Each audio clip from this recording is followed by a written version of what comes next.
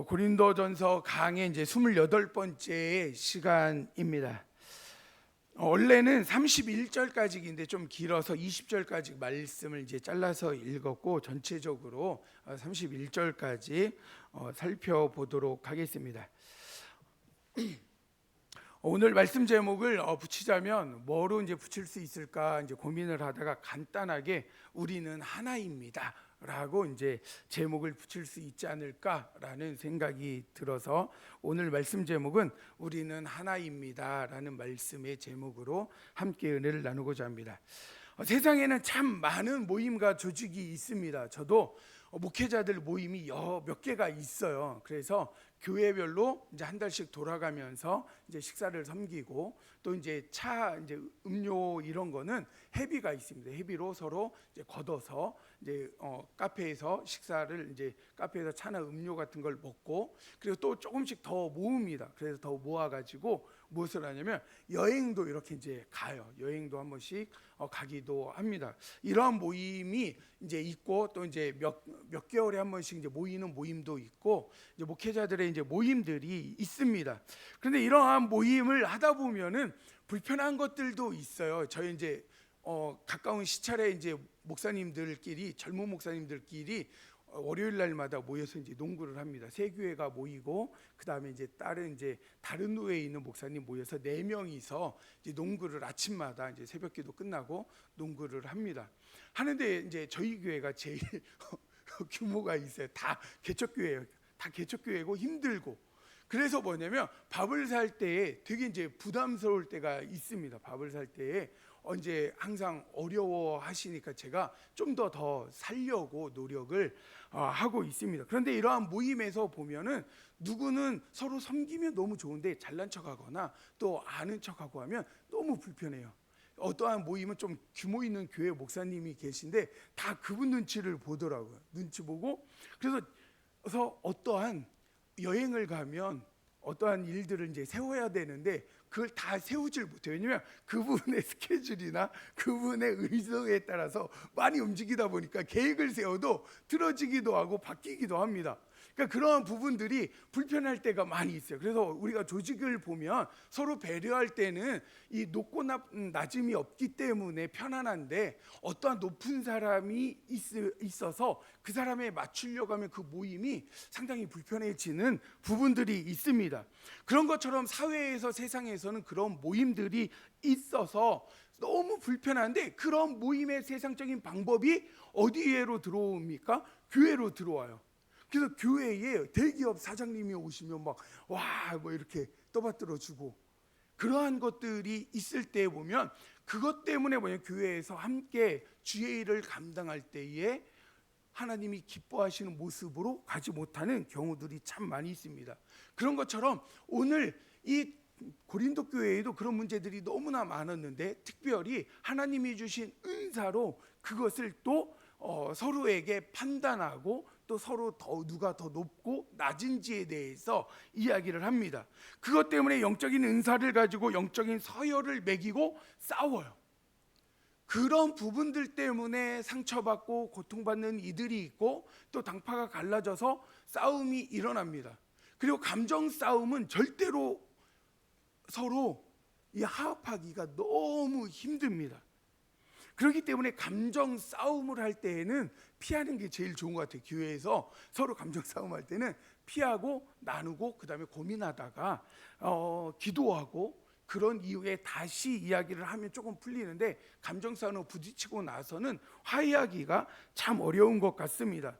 그래서 이러한 문제들 때문에 사도 바울이 끊임없이 은사에 대해서 이야기하고 있죠. 지난번에 은사에 대해서도 계속 이야기했는데 은사는 다 누구에게로부터 왔다고 했죠? 하나님께로부터 성령을 통해서 왔어요. 성령님께서 각자에게 나눠줬다고 했습니다. 하나님이 주셨는데 자기가 받은 게 더 좋다라고 이야기하고 자기께 더 훌륭하다고 이야기하고 자기 것이 좀 부족해서 하나님을 원망하기도 하고 이러한 것은 옳은 모습이 아니다라고 했습니다. 왜냐하면 이 모든 것은 다 무엇이죠? 선물로 주었다라는 거예요. 그리고 그것을 오늘 좀 더 정확하게 확실하게 그 목적에 대해서 이야기하고 있습니다. 그러면서 이야기하는 거예요. 사도 바울이 고린도 교회의 성도들을 향해서, 그리고 또 오늘날 우리가 살아가는 이 백석중앙교회와 또 세상에 있는 수많은 교회들에게 너희들의 정체성이 무엇인지 강력하게 선포하는 것이 오늘의 말씀이라고 이야기할 수 있습니다. 그래서 오늘의 말씀을 통해서 건강한 교회의 모습을 발견하고 또 그런 은혜를 가지고 살아갈 수 있는 성도님들이 되시기를 주님의 이름으로 축복합니다. 첫 번째로 무엇이냐면 우리는 성령으로 연합된 하나다라는 거예요. 하나의 몸이다라고 말씀하고 있습니다. 본문에 있는 12절에 있는 말씀을 한번 같이 읽어볼까요? 본문에 있는 12절 함께 읽겠습니다. 시작. 몸은 하나인데 많은 지체가 있고,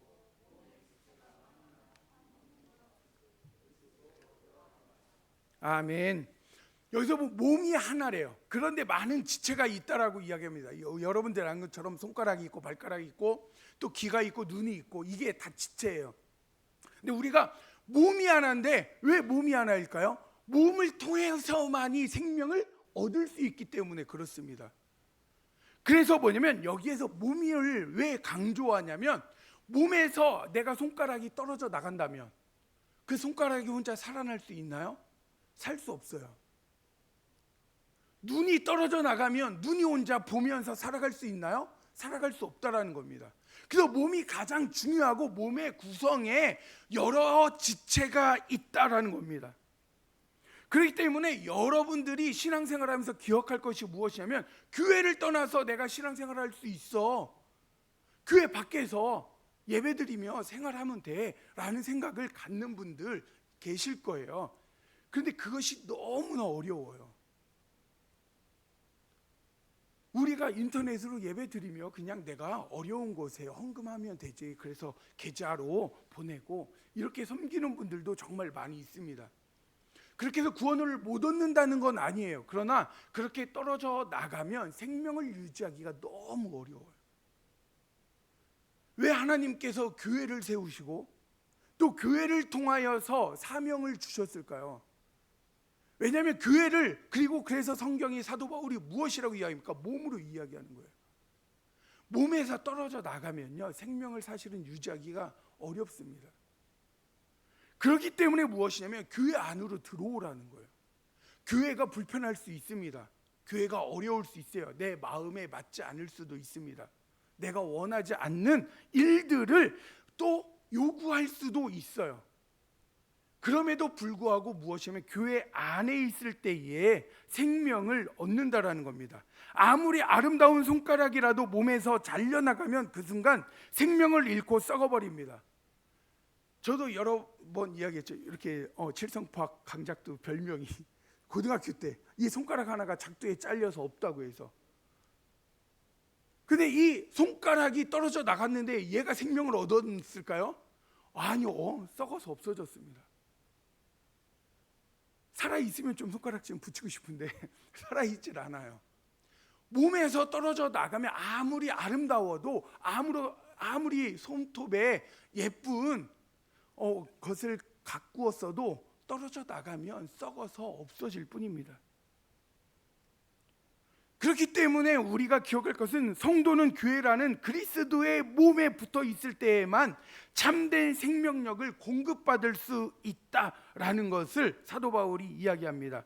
그렇다면 우리가 어떻게 해서 하나의 몸이 되었느냐라는 것을 우리가 생각을 해봐야 돼요. 13절에 있는 말씀인데 우리 한번 같이 읽어볼까요? 본문에 있는 13절 함께 읽겠습니다. 시작. 우리가 유대인이나 헬라인이나 종이나 자유인이나 다 한 성령으로 세례를 받아, 아멘. 여기서 보면 유대인이나 헬라인이나 종이나 자유인이나 주인이나 양반이나 하인이나 다 뭐예요? 하나가 되었대요. 우리가 지금은 이렇게 같이 예배를 드리고 있지만 말도 안 되는 일이죠. 옛날에는 이 당시 2000년 전인데 남자와 여자가 어떻게 같이 예배를 드립니까? 주인과 하인이 어떻게 예배를 드려요? 귀족과 평민이 그리고 또 종이 한꺼번에 어떻게 예배를 드립니까? 말도 안 되는 거죠. 그런데 그것을 가능하게 할 수 있는 것은 무엇입니까? 한 성령으로 세례를 받았다라는 거예요. 세례가 무엇입니까? 잠기다, 적시다, 연합하다예요. 그러니까 세례를 통해서 나는 죽고 예수로 사는 것, 그래서 십자가의 죽음과 부활을 이야기합니다.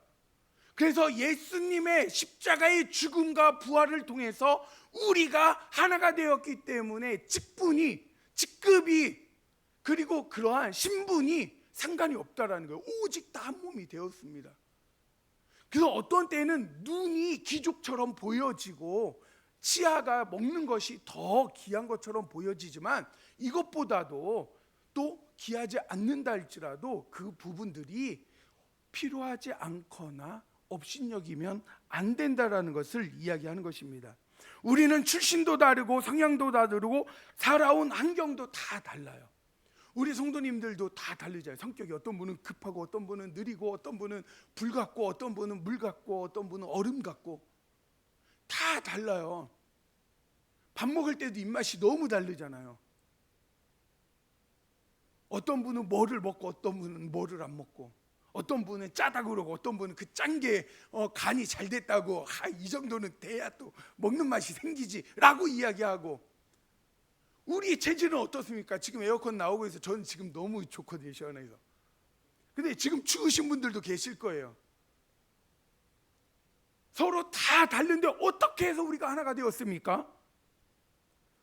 성령이 우리를 예수의 죽음과 부활에 연합시켜서 한 몸으로 만드셨다라는 거예요. 성령의 은혜에 함께 잠겼기에 거부할 수 없는 영적인 공동체가 되었다라는 거예요. 그러니까 교회의 하나됨은 우리가 노력해서 만든 것이 아니라 하나님이 이미 이루신 일이라는 겁니다. 그러니까 우리가 이렇게 된 이유가 뭐냐면 제가 잘나서 여기 온 것도 아니고요. 여러분들이 선택한 것 같지만 하나님께서 어떻게 하신 거라고요? 성령으로 부르셨대요. 그래서 여러분들에게 사명을 주셨다고 말씀합니다. 이 사실을 믿고 성령이 하나가 되게 하신 것을 힘써 지키는 우리 성도님들이 되셨으면 좋겠습니다. 그래서 교회 생활에서 내 마음에 안 들을 수도 있어요. 목사가 마음에 안 들을 수도 있습니다, 제가. 그리고 또 이 음식이 여러분들에게 마음에 안 들 수도 있고, 이 환경이 어떤 분은 추우니까 마음에 안 들을 수도 있지만, 그럼에도 불구하고 어떻게 해야 됩니까? 우리가 그것을 이해하고 또 서로 양보하면서 생활을 해야 한다는 겁니다. 그리고 두 번째로 뭐냐면 하나님은 다양성 속에서 조화를 이루게 하셨습니다. 그런데 이 하나의 몸 안에는 수많은 지체가 있다라고 이야기합니다. 눈도 있고 귀도 있고 손도 있고 발도 있습니다. 18절에 있는 말씀을 우리 한번 같이 읽어볼까요? 본문에 있는 18절 말씀 함께 읽겠습니다. 시작. 그러나 이제 하나님이 그 원하시는 대로 지체를 각각 몸에 두셨으니. 아멘.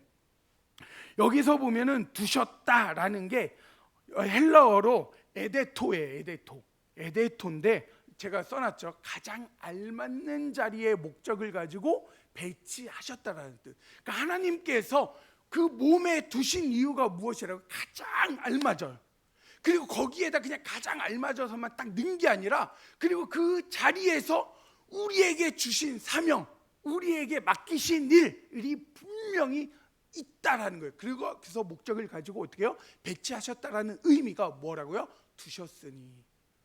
그래서 뭐냐면 하나님이 그 원하시는 대로 하나님의 뜻 안에서 여러분들을 세우고 배치하셨다라는 거예요. 제가 배치한 것처럼 보일 수도 있어요. 그래서 저는 웬만하면 배치를 잘 안 하려고 하는데, 배치를 하신 거는 제가 한 게 아니라 저를 통해서 하나님이 원래 원하시는 뜻대로 여러분들을 어떻게 한 거예요? 자리에 놓으신 거예요. 우리가 종종 생각해 보지 않습니까? 눈이 엉덩이에 있다면 어떡할까요? 저는 눈이 한 손에 있으면 얼마나 좋을까라는 생각도 한번 해봤습니다. 왜냐면 눈은 고개 막 이렇게 했는데 눈이 이쪽으로 막 이렇게 돌려도 되잖아요. 이렇게 물 빠져도 이렇게 막 보이고. 죄송해요, 제가 이상한 상상을 많이 합니다. 그런데 눈이 있으면 어떻게 해요? 제가 농구를 좋아하는데 농구공이 오면 눈탱이 밤탱이가 그냥 되는 거예요. 그러니까 하나님께서 목적을 두시고 분명하게 두신 이유가 각각 있다라는 것을 우리는 생각해야 됩니다. 하나님의 절대적인 주권과 설계 속에서 제자리에 놓인 것입니다. 그러니까 자기 자리에 놓여 있는 거예요. 그런데 왜 나는 저 사람처럼 화려한 은사가 없을까 하며 낙심하거나 아니면 내 자리를 불평할 필요가 없습니다. 반대로 눈이 손에게 내가 너를 쓸데없다라고 말할 수 없는 것처럼 남의 자리를 무시할 수 없다는, 그러니까 눈이 손 보고 야 너 손 쓸데없어 라고 하는 것처럼 우리가 성도님들이 아우 저 집사는 저 성도는 우리 교회 있으나 마나 라고 할 수가 없다라는 겁니다. 왜요? 우리가 배치한 게 아니라 하나님께서 목적을 두고 배치하셨기 때문에. 그래서 하나님께서 그런 모습으로 놓으셨는데, 우리가 한번 24절에 있는 말씀을 한번 읽어볼까요? 24절 왜 놓으셨는지에 대한 분명한 이유가 있습니다. 함께 읽겠습니다. 시작. 우리의 아름다운 지체는 그럴 필요가 없느니라. 오직 하나님이. 아멘. 고르게 하여라는 이제 헬라어의 원뜻에 보면 이런 의미가 있습니다. 서로 다른 재료를 완벽한 비율로 혼합하여 하나로 만들다요. 제가 김치찌개를 좋아하니까 말씀드리겠습니다. 김치를 그냥 이제 양념이 잘 돼 있는 거는 그냥 김치를 쪄도 맛있어요. 볶아도 맛있습니다. 근데 거기에 더 맛있게 하려면 고기를 넣거나 참치를 넣거나 아니면 아시죠? 미원이나 다시다를 좀 더 넣으면 감칠맛이 확 살아나요. 그는 작아서 별 볼 일 없다라고 생각하지만 그것이 첨가됨으로 더 궁극의 맛으로 우리를 이끌어갑니다. 그래서 그 재료의 작은 것 뭐 없어도 되기도 하지만 그것이 들어감으로 어떻게 하죠? 더 맛있어지고 더 화려해지고 더 아름다워지는 것처럼 별것 없는 것처럼 보이는 그 한 지체가 우리에게 너무 화려하고 아름답게 보인다라는 거예요. 그렇지 않나요? 제가 여러 번 말씀드렸죠. 제 얼굴에 이게 상처가 있어. 꼬맨 자국, 주름이 아니에요. 나이 먹어서 주름 된 게 아니라 찢어 있는 거예요. 한번 보세요. 이게 별것 없지만 옛날부터 젊을 때부터 너는 젊은 애가 무슨 주름이 있냐 이 소리를 많이 들었습니다. 이게 흉터가 없었으면 어떻게 했을까요? 고르게 잘해서 반짝반짝해서 괜찮았을 것 같은데 이 조그만 상처 하나 때문에 무엇이에요? 더 나이 들어 보이고 주름 있어 보이고 그렇습니다. 이것처럼 무엇이냐면 그 작은 하나, 하나님께서 목적을 가지고 배치하시고 그리고 그것을 통해서 더 아름답게 만들기 위한 거예요. 우리는 서로 다른 재료를 완벽하게 만드는 역할을 하고 있다는 겁니다. 한 이소부에 이런 이야기가 있어요. 몸의 이제 지체들에 대한 이제 재밌는 논쟁인데 어느 날 입과 손과 발이 보여서 이야기합니다. 아니 몸속에 보이지 않는 저 위장은 하나도 안 해요.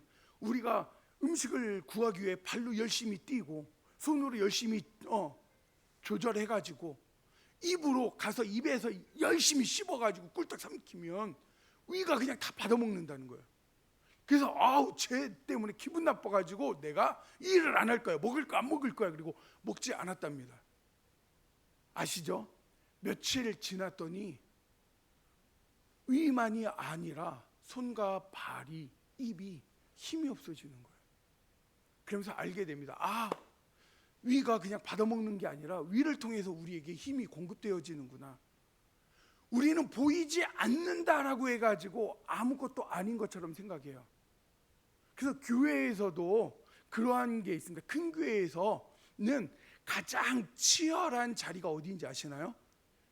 가장 치열한 자리 어디일까요? 가장 치열하게 봉사해야 될 자리가 어디인지 아시나요? 젊은 사람들은 이제 교사를 좀 많이 하지만 치열한 자리가 성가대, 그리고 또 어디가 가장 치열하냐면 주차 안내위원이 가장 치열하대요.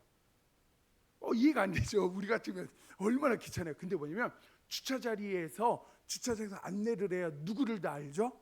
성도님들의 얼굴을, 내 얼굴을 다 알리는 거예요. 다 알려야만 무엇을 할 수 있어요? 장로 투표할 때 아는 사람 찍을 거 아니에요. 그래서 큰 교회에서는요 주차위원 자리가 남아돈대요. 이게 줄 서 있대요. 그 장로하고 싶어가지고. 그런데 우리가 그렇게 보여지는 것만 중요한 것이 아니라는 겁니다.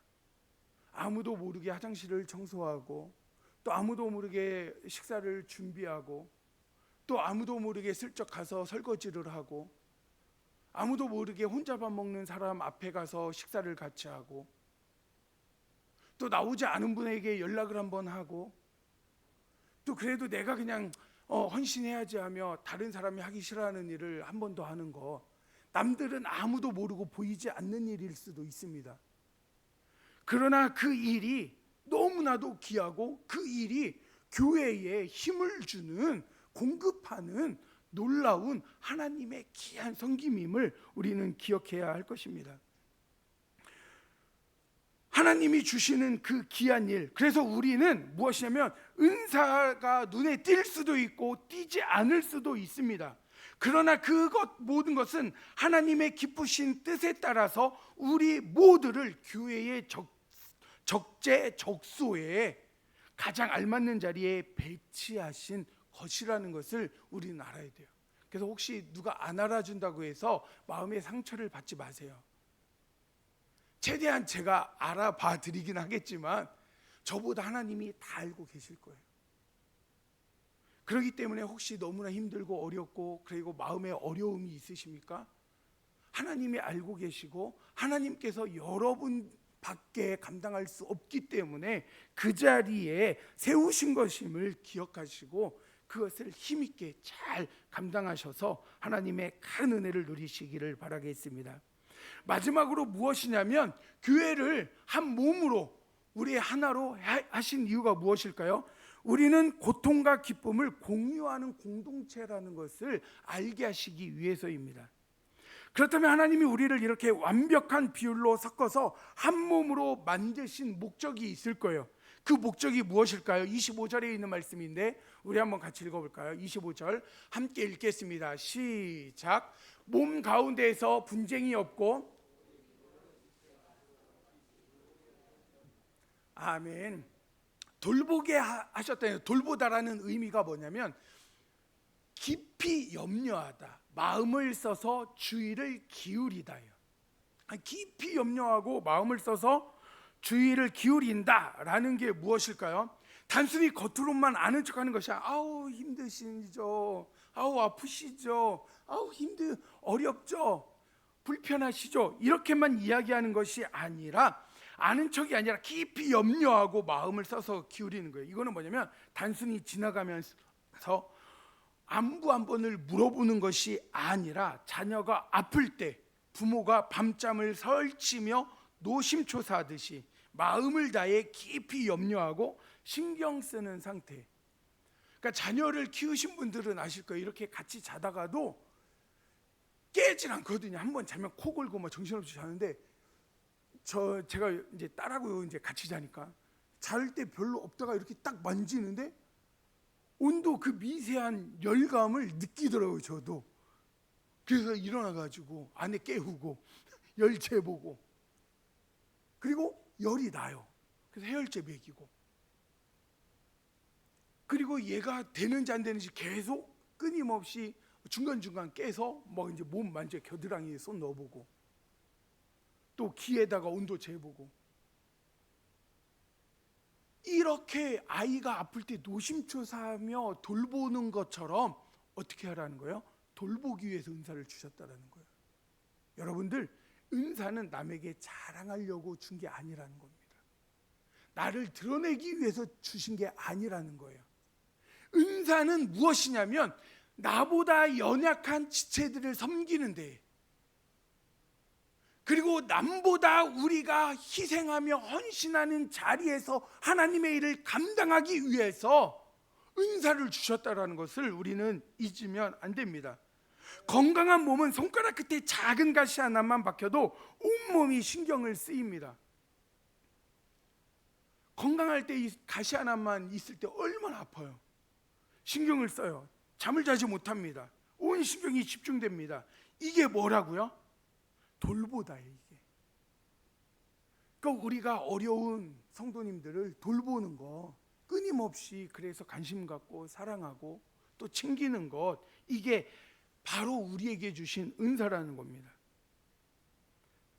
그러면서 무엇을 하냐면 자체의 영광이나 시기나 질투를 가지고 살아가는 것이 아니라 우리는 한 몸인 운명의 공동체임을 기억해야 된다는 거예요.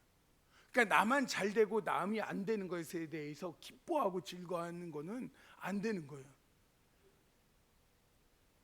그렇지 않나요? 손톱이 이쁘다고 되게 기뻐하는데 허벅지에 종기가 나 있으면 이게 신경이 쓰이나요?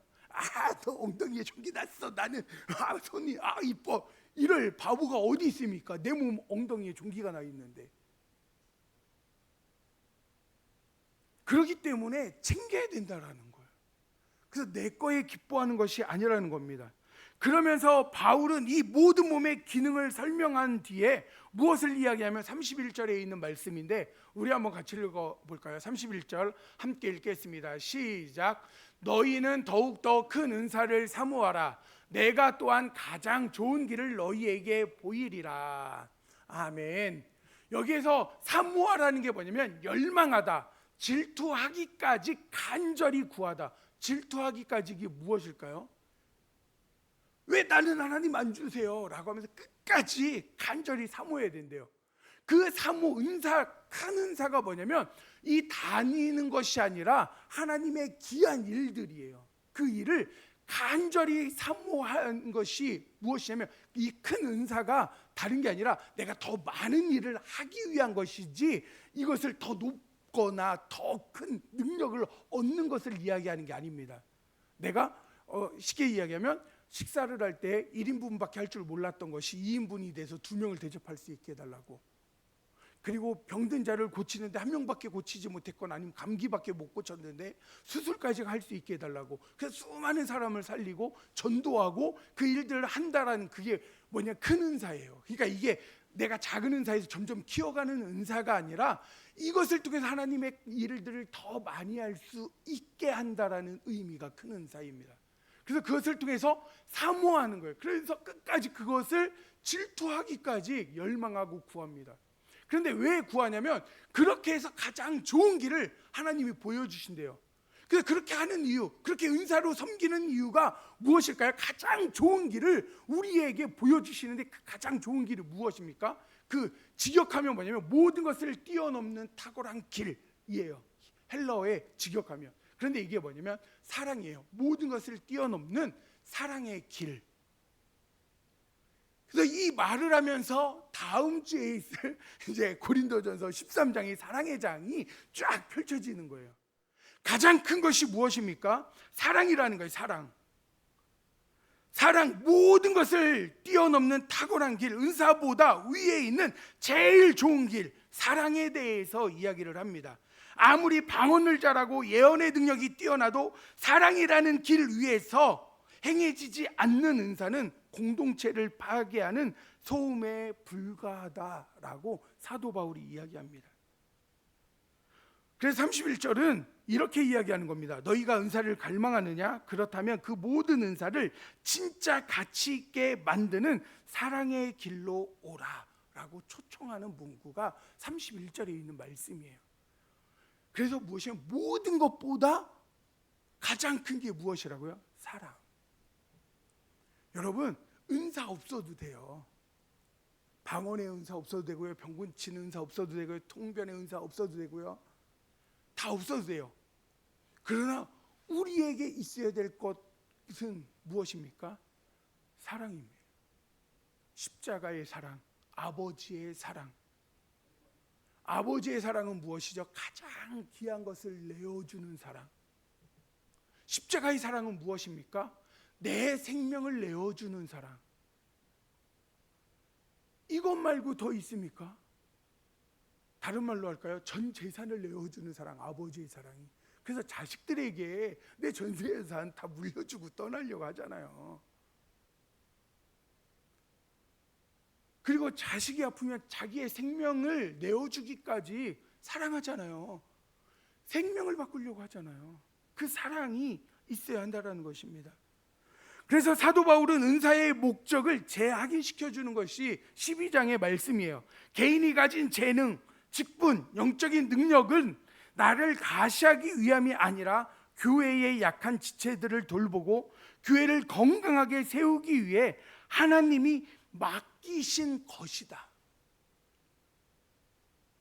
그래서 사랑이 결여된 봉사, 사랑이 없는 영적 지식은 다른 사람에게 상처를 주기 쉽습니다. 사랑이 없기 때문에 무엇이죠? 그냥 쉽게 지적해서 상처를 줘요. 그리고 사랑이 없기 때문에 내가 뽐내고 내가 잘난 것을 드러내면서 그것을 가지지 못한 사람에게 어려움을 줍니다. 그래서 사랑이 결여된 것은 절대로 안 됩니다. 삶의 모든 행위와 은사 활용의 동기가 무엇이 있어야 됩니까? 사랑이 되어야 한다는 것을 꼭 기억해야 합니다.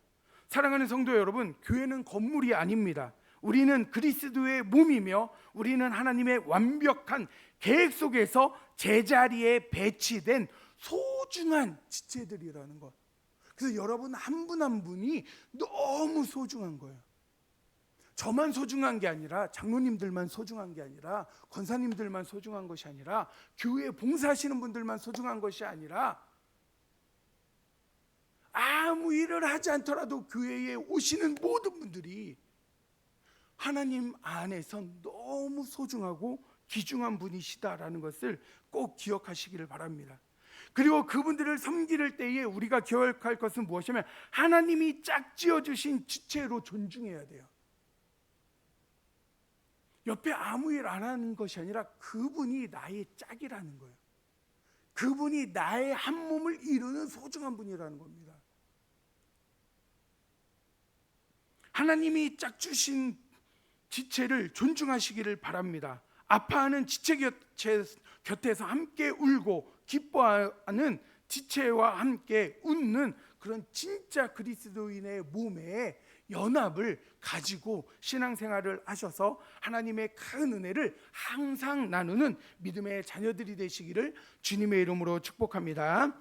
말씀을 가지고 함께 침묵으로 기도하도록 하겠습니다.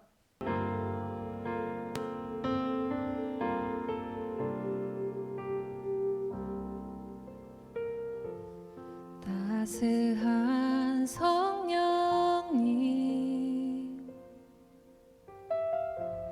마음으로 보내